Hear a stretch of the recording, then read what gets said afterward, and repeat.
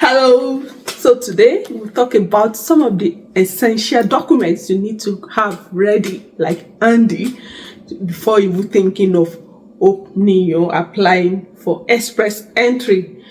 After receiving your ITA, you have just 60 days to upload your documents, and some of these documents, some of these applications, processes of getting these documents are not something you can influence, even with your money. Some of them you have to wait for, the required time to get it. So it's essential to have gotten all of this ready before thinking of, applying for express entry or getting into the pool. And those are the documents, just about 3. There are more than 8 documents you'll be needing, but you see these 3 essential ones that takes time to get. You need to have them ready before thinking of opening an account. So that's what we'll be looking at basically today. Let's go straight into it.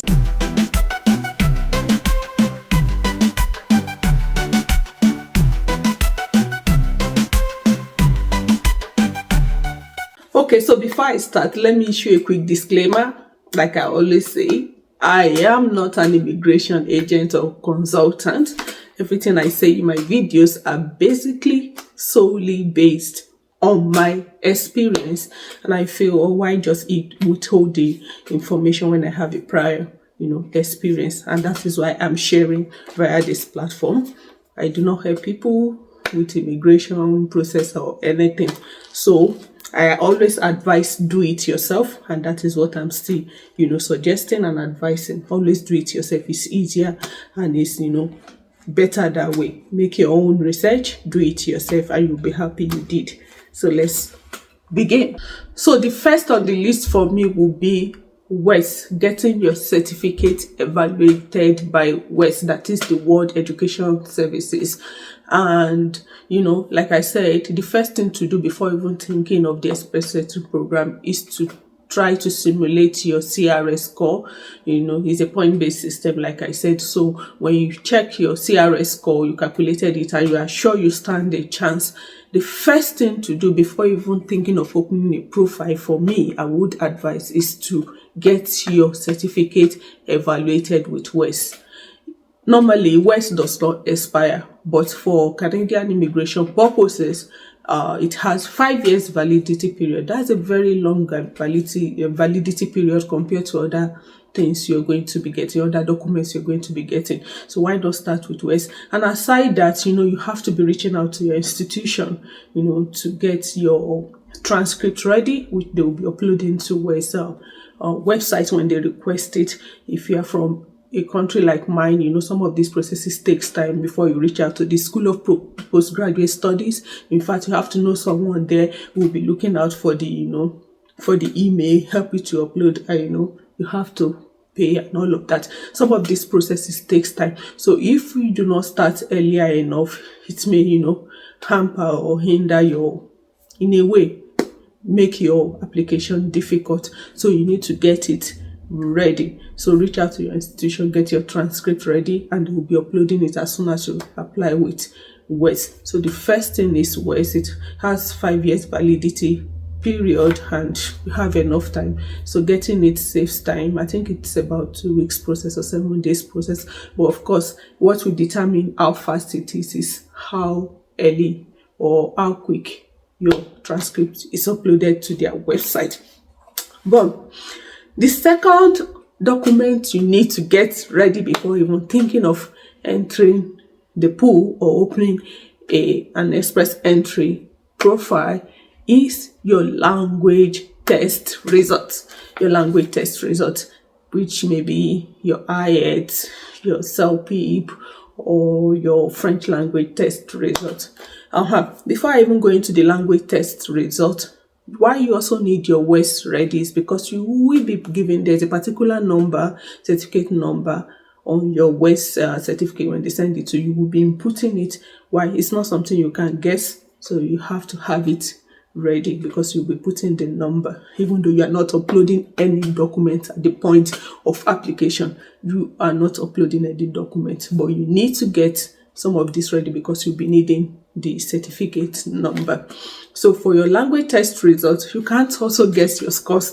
Yes, sometimes you have to be optimistic. Some you put 8 while you were simulating your score the other time before knowing if you stand a chance in the pool. You might have guessed, some of your scores, but you can't do that when you apply. You might say you won't be invited immediately, and what happens if you are invited immediately and then the scores you're uploading contradicts what you earlier said you had? So it's not something you can guess. So you have to write your language test. So it can be IELTS. I know this one too takes time before you apply, and then before you now start practicing to pass the exam. You paid a lot of money for the exams and you don't want to fail.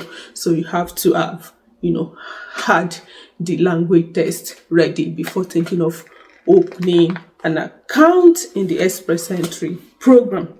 The third one, of course, is your passport, your international passport. You can't be talking of traveling abroad without having an international passport. And why is the passport important? You also be putting your passport number, so many details from your passport, so you can't guess that one too. So you have to have an international passport. And aside that, your passport, you might have a passport and it's expiring in no time.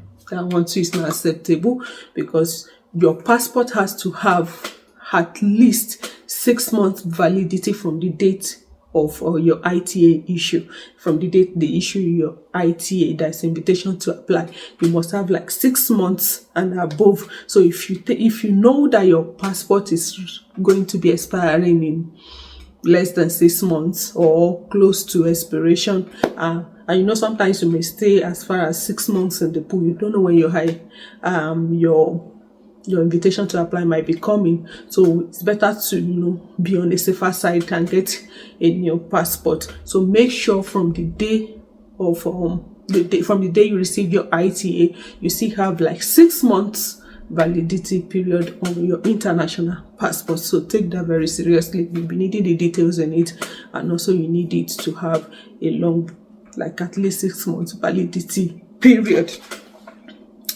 Another one you will be needing, maybe you don't have to have it ready, but there are some background processes you may need to know about, or you may need to work on before you get your ITA, so that because you only have 60 days to upload all the documents you mentioned, like I said, okay, into the, you need to upload it the moment you receive your ITA, is your police report.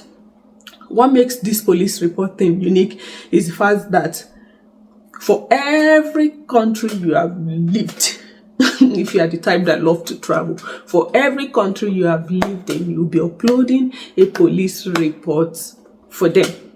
And your police report has 6 months validity, so it's not something you can just do. So you just know how to go about that. But at least, even if you can't get it almost immediately, make sure you have done the necessary, findings, know about the processes and all of that, so that it will be easier for you the moment you receive your invitation to apply for them. For Nigeria, I know it takes, because for me, I think it took less than 1 week to get my police report, because I had earlier done before going to the UK, and so it was more like reapplication. For my husband who didn't have a police report beforehand, I think it took about 2 weeks, but mine was less than a week, so it was more like they were reprinting and updating the information.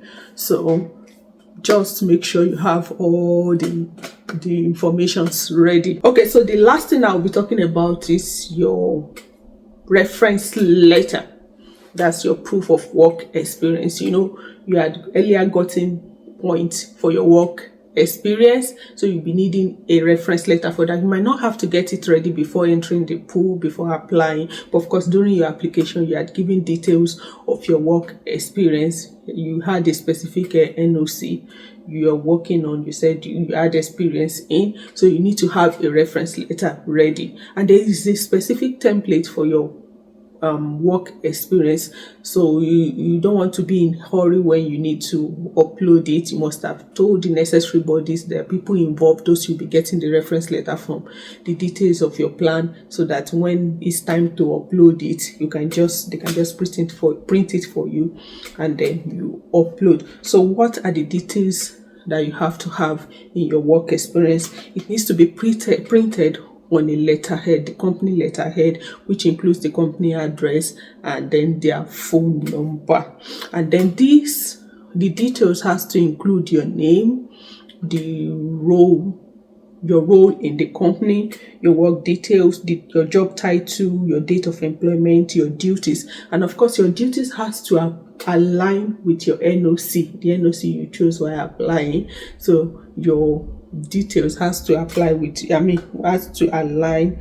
your NOC, and also it has to have your number of hours, the number of hours you worked for the company per week. The required work hour is, I think, about 35 hours to 40 hours per week. So that also has to be stated in your letter. And then the letter has to match the information you gave during your application. So your legal name, your job title, your date of employment, and the end date, the start date and the end date. And then if you are still working there, it has to also show it. Some people upload like 2 different companies. So for all those companies you uploaded, you have to get reference letters from them. So for the date you start, the end date, and if it's still your present company, you have to state it, your full-time hour, your work hour, your status, the salary you were paid, how much you earned. All of this must be clearly stated in the reference letter. Your primary duties and responsibility, which has to align with your NOC, has to also be stated. Your supervisor, your manager, whoever it is, their details, your HR, whoever you're using, their details has to be there, their contact number, their email address, and if necessary, their phone number, your annual salary, the benefits you received, and all of that.